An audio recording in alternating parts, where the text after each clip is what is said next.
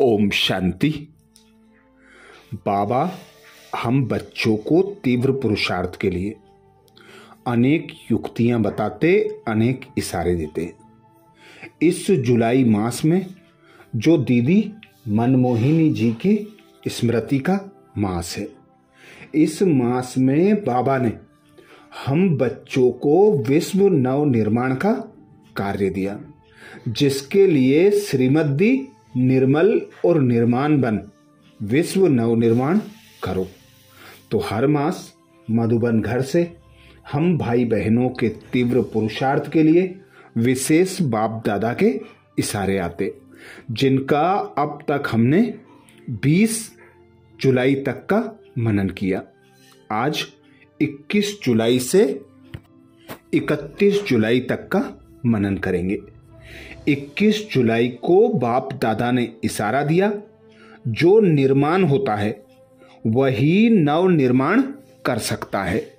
शुभ भावना व शुभ कामना का बीज ही है निमित्त भाव और निर्माण भाव। हद का मान नहीं, लेकिन निर्माण। असभ्यता की निशानी है जिद और सभ्यता की निशानी है निर्माण। निर्माण होकर सभ्यता पूर्वक व्यवहार करना ही सभ्यता व सत्यता है। अर्थात बाबा विश्व नव निर्माण का आधार बताते। हर आत्मा के प्रति शुभ भावना, शुभ कामना रखना, क्योंकि शुभ भावना, शुभ कामना ही बीज है निमित्त भाव और निर्माण भाव का।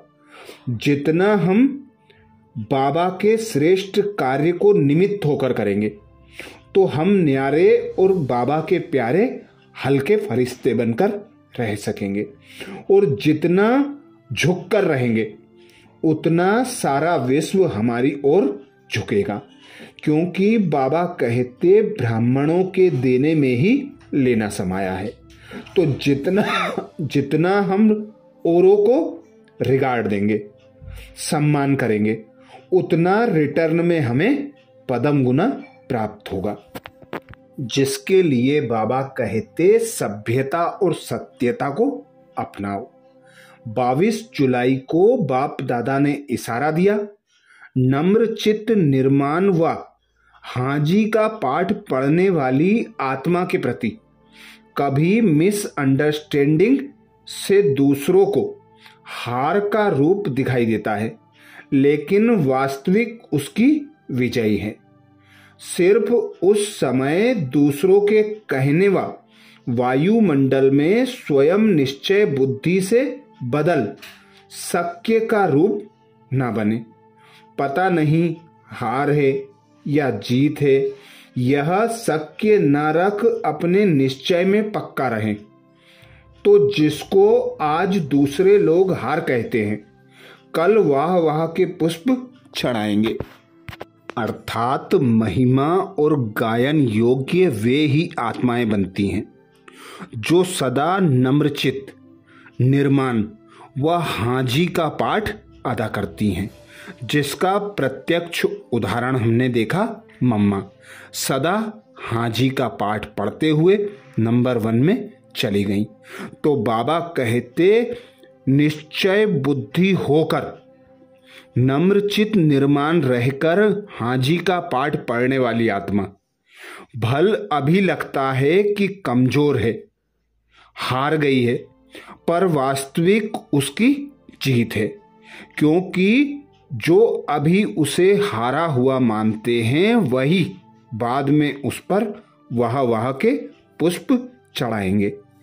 23 जुलाई को बाबा ने इशारा दिया, संस्कारों में निर्माण और निर्माण दोनों विशेषताएं मालिकपन की निशानी हैं। साथ साथ सर्व आत्माओं के संपर्क में आना, स्नेही बनना, सर्व के दिलों के स्नेह की आशीर्वाद, अर्थात शुभ भावना सबके अंदर से उस आत्मा के प्रति निकले, चाहे जाने चाहे ना जाने। दूर का संबंध व संपर्क हो, लेकिन जो भी देखे वह स्नेह के कारण ऐसे ही अनुभव करे कि यह हमारा ही है। अर्थात अपना स्वभाव संस्कार ऐसा मोल्ड हो जो हर एक के स्वभाव संस्कार को हम संभालें और साथ में निर्माण और निर्माण दोनों विशेषताएं हों। अपने संस्कारों का उस पर प्रभाव डालना स्नेह की शक्ति द्वारा हर आत्मा के प्रति निस्वार्थ स्नेह रखना, जो वह आत्मा भी स्नेह में आकर परिवर्तित हो जाए और उसके दिल से भी स्नेह की आशीर्वाद निकले। सदा शुभ भावना शुभ कामना की आशीर्वाद हर आत्मा हमारे प्रति रखे, फिर चाहे वह हमें जाने या दूर के संबंध संपर्क में आए। हर आत्मा हमें अपने दिल से स्नेह की आशीर्वाद दे। यह जब ही मिलेगी जब हम औरों को स्नेह देंगे, उनकी विशेषताओं को बखान कर उनके दुर्गुणों को मिटाएंगे। 24 जुलाई को बाप दादा ने इशारा दिया। सेवाधारी अर्थात निर्माण करने वाले और निर्माण रहने वाले। निर्माणता ही सेवा की सफलता का साधन है। निर्माण बनने से सदा सेवा में हल्के रहेंगे। निर्माण नहीं, मान की इच्छा है तो बोझ हो जाएगा। बोझ वाला सदा रुकेगा, तीव्र नहीं जा सकता। इसलिए अगर कोई भी बोझ अनुभव होता है तो समझो निर्माण नहीं है। तो सेवा में सफलता का आधार बाबा कहते निर्माण और निर्माणता के विशेषता से परिपूर्ण होना।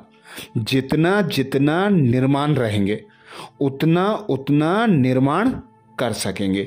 यही सेवा का आधार है, जिसके लिए बाबा कहते कोई भी कर्म करते मान अपमान इच्छा कामना से उपराम रहकर करें। जो निमित्त रहकर करते हैं वे सदा हल्के बोझ मुक्त रहते हैं। कभी भी बोझ अनुभव होता है तो समझो मैंपन है, कोई इच्छा है। 25 जुलाई को बाप दादा ने इशारा दिया। ब्रह्मा बाप ने अपने को कितना नीचे किया, इतना निर्माण होकर सेवाधारी बने, जो बच्चों के पांव दबाने के लिए भी तैयार। बच्चे मेरे से आगे हैं, बच्चे मेरे से भी अच्छा भाषण कर सकते हैं। पहले मैं कभी नहीं कहा, आगे बच्चे पहले बच्चे बड़े बच्चे कहा। तो स्वयं को नीचे करना नीचे होना नहीं है, ऊंचा जाना है। दूसरों को मान दे करके स्वयं निर्माण बनना, यही परोपकार है। यह देना ही सदा के लिए लेना है। तो ब्रह्मा बाप को फॉलो करना है, हर एक को अपने से आगे रिगार्ड देना है। पहले मैं सम्मान में नहीं, निर्माण में। तो सदा सभी अपकारी हो या कैसी भी आत्मा हो, उन पर उपकार करने का गुण ही परोपकार कहलाता है, जिसका प्रत्यक्ष उदाहरण हमने ब्रह्मा बाप में देखा। 26 जुलाई को बाबा ने इशारा दिया, अल्पकाल के विनाशी मान का त्याग कर स्वमान में स्थित हो निर्माण बन। सम्मान देते चलो, यह देना ही लेना बन जाता है। सम्मान देना अर्थात उस आत्मा को उमंग उल्लास में लाकर आगे करना। यह सदा काल का उमंग उत्साह अर्थात खुशी का व स्वयं के सहयोग का खजाना आत्मा को सदा के लिए परमात्मा का बना देना है, अर्थात पुण्य आत्मा बना देता है। तो हर आत्मा की विशेषता को देखना, हर आत्मा को रिगार्ड देना और उसे उमंग उत्साह में लाकर आगे बढ़ाना, यही बाबा कहते सबसे बड़ा सहयोग है, सेवा है। 27 जुलाई को बाबा ने इशारा दिया, हर समय नम्रता की ड्रेस पहनकर रहो। यह नम्रता है कवच, यही सेफ्टी का साधन है। जहां नम्रता होगी वहां स्नेह और सहयोग अवश्य होगा। सच्चे नशे में रहने वाले सदा नम्रचित होंगे। नम्रता से ही सबको अपने आगे झुकाएंगे। नम्रचित आत्मा सुखदाता बन सकती है। तो सुखदाता बाप की हम संतानें हैं। हमें हर आत्मा को सुख देना है, जिसका विशेष आधार बाबा बताते नम्रता। और यही नम्रता हमारी भी सेफ्टी का साधन है। तो जितना जितना औरों को स्नेह देंगे, सहयोग देंगे, उतना ही हमें रिटर्न में स्नेह और सहयोग सम्मान प्राप्त होगा। 28 जुलाई को बाबा ने इशारा दिया, सदा रूहानियत में रहकर सेवा करो तो चेहरे पर रूहाब दिखाई देगा। रूहाब में रहने वाले नम्रचित होंगे और निर्माण का कार्य करेंगे। जैसे बाप कितना नम्रचित बनकर आते हैं, ऐसे फॉलो फादर सेवा में आगे बढ़ते वृत्ति, दृष्टि, बोल और चाल में निर्माणता दिखाई दे। इससे ही बाप दादा की व छोटे बड़ों की दुआएं मिलेंगी जो सफलता दिलाएंगी। तो दुआएं लेने का आधार भी बाबा बताते, चेहरे पर रूहानियत हो, सदा खुद को आत्मा अनुभव कर आत्मिक स्मृति में रहकर हर आत्मा को परमात्मा पिता की संतान समझकर उसे आगे बढ़ाते जाना। जिस प्रकार बाबा हमारी कमी कमजोरियों को ना देखते हुए, ग्लानि को ना देखते हुए हम बच्चों पर उपकार करते, हमें आगे बढ़ाते, ऐसे ही बाबा कहते तुम बच्चों में भी निर्माणता दिखाई दे। हर एक को आगे बढ़ाते चलो। यही दुआएं लेने का आधार है और यही दुआएं फिर सफलता दिलाती हैं। 29 जुलाई को बाप दादा ने इशारा दिया, निमित्त आत्मा समझने से 2 विशेषताएं साकार रूप में दिखाई देंगी। पहला, सदा नम्रता द्वारा निर्माण करते रहेंगे। दूसरा, सदा संतुष्टता का फल खाते और खिलाते रहेंगे। मैं निमित्त हूं, इससे न्यारा और बाप का प्यारा अनुभव करेंगे। मैं शब्द समाप्त हो जाएगा।